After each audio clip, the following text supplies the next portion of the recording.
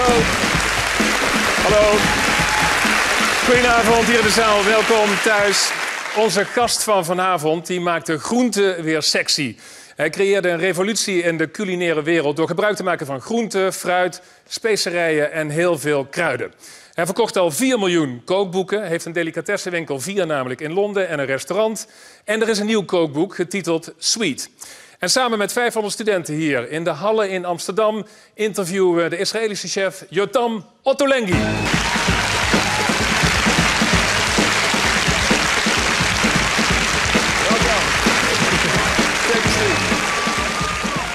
We're going to talk about the way you cook, your books. There will be questions. But first of all, what inspired you? Well, it's funny because I think I was in my 20s and I couldn't really eat the food that I wanted to, that I grew up eating back home in Jerusalem, and I had to cook myself. And I used to go and shop and buy my ingredients, and literally the idea of cooking came out of necessity. And I know a lot of people, chefs, say, oh, I used to cook from when I was 10 or 12, but I really actually only started cooking when I was a student, first in Tel Aviv and then here in Amsterdam. And really just to have the food that I like, but also to share it with friends and entertain. And we spoke to friends of yours who told us that you were cooking many times, and they were invited to your small attic many times. And one of them, living at the time in Amsterdam, now lives in New York, and we spoke to him. Have a look. The first time I saw him, it was the interview for this honors program at Tel Aviv University. I remember Yotam was riding a Vespa. We were the group of like the elite smart students, but he was obviously smart. He's very modest, he's very shy, reserved a little bit, but he was, you know, everybody's sweetheart, but everybody liked him. I left to Amsterdam, that was the summer of '93. A few months later, he came to visit me. And he looked around and he said, this is nice, this Amsterdam thing. I think I can do this. And, you know, he and his partner at the time, Noam, moved to Amsterdam, to an apartment on Herengracht 76, I think. They had the top floor. And that became our base. We used to visit them regularly. Yotam would cook. In terms of going out, they used to do the gay scene. I remember once we went to the Roxy and it was a jungle night. And Yotam and I became animals. We just did every animal in the jungle. We were dancing.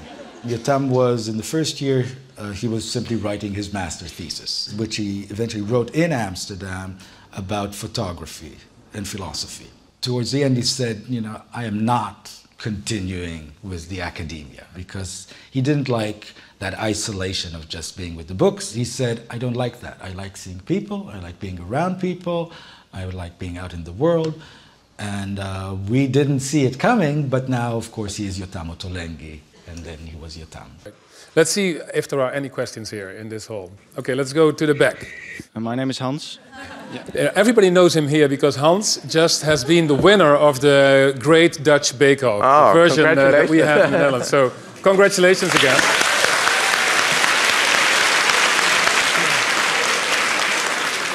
What's your question, Hans? I'm currently studying industrial engineering. And a few years ago, I became very enthusiastic about cooking and specifically baking. So my question is, what would you do? Quit industrial engineering and join culinary school? I wouldn't want to be in your father's place. What I've learned through the process is that you probably know it for yourself. And the other thing that I've learned is nothing is irreversible. You know, the world is very different than it used to be, you know, not too long ago. So whatever choices you make, and you're obviously very talented because you won the show, so I think you can have it both ways by the sound of it. I think you could probably make a good engineer and a good baker. If you want a job, come to me and I'll... Whoa, wait a second. Serious? Of course. What do you say to that offer? We'll discuss the details later. Yeah, right? yeah. It would be nice. Yeah. Over here. On school, we have a project about the future of food and how the future of food will be in 2030. So our question is, how do you see the food in 2030? I think there's all sorts of conflicting trends happening, both kind of mechanization and industrialization of food, but also the opposite, you know, people wanting to grow their own things and to cook their own way and to keep old traditions and revive old traditions of cooking. And it's all going to be part of a bigger conversation, how we maintain things that we love and cherish, as opposed to kind of give up and let, you know, the mechanical world take control. The one thing that really scares me about food is that we lose contact with it. Yeah. You know, that it comes from something that is just covered in so many layers, you know. What I always say about cooking is that really it's a way for you to have contact with ingredients. I mean, that's one of for me, the aims of cooking is to stay in touch with ingredients and kind of experience them. Are we done with meat and fish in 15 years from now?